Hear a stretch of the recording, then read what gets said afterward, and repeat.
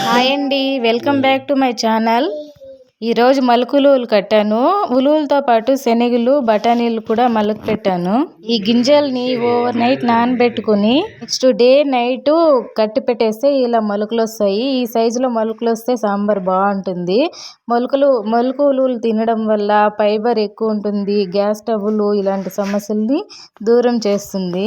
Proteins ఎక్కువ ఉండి పోషకాలు అయితే ఎక్కువగా ఉండి దీంట్లో గ్యాస్ ట్రబుల్ సమస్యలన్నిటికీ దూరం చేస్తుంది.